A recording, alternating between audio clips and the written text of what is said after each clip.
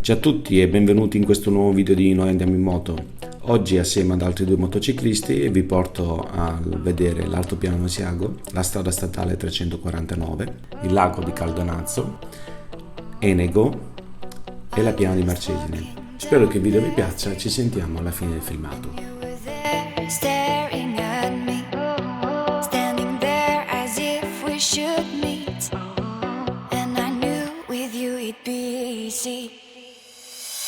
I've touched your soul, and then I knew you'd run away with me.